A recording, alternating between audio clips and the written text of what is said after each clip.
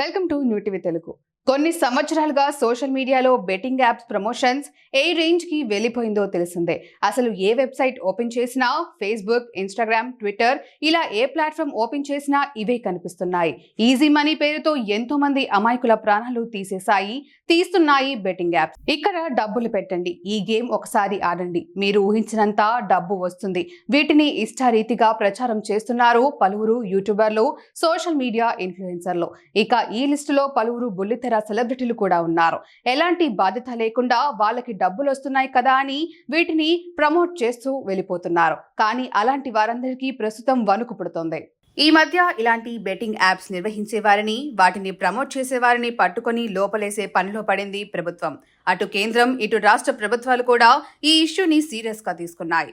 ఇందులో భాగంగానే Telangana RTC MD IPS Sajjanar ఇప్పటికే ఓ వార్నింగ్ కూడా ఇచ్చారు. అలానే ప్రముఖ యూట్యూబర్ అన్వేష్ తో ఓ చర్చ కూడా జరిపారు. ఇక ఇది బాగా వైరల్ కావడం, ప్రభుత్వం కూడా చర్యలకి దిగడంతో బుల్లితెర సెలబ్రిటీలు ఒక్కొక్కరు అలర్ట్ అవుతున్నారు.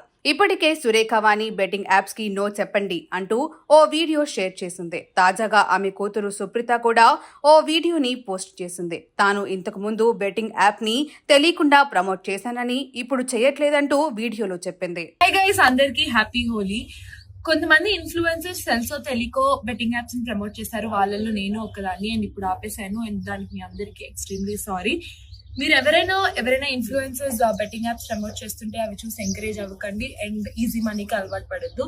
ఆ యాప్స్ ఏమైనా ఉంటే డిలీట్ చేసేసేయండి అండ్ వాళ్ళని ఫాలో కూడా అవ్వద్దు. సో అందరికీ thank you and once again sorry.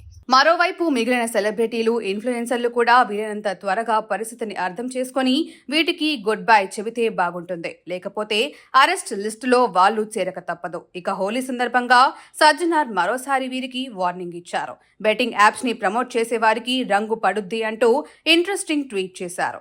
ఏది ఏమైనా ఈజీ మనీ అంటూ ఇలాంటి వాటికి జనాల్ని బానిసలుగా, వ్యసన పరులుగా తయారు చేసే యాప్స్ కి అందరూ దూరంగా ఉండాల్సిందే.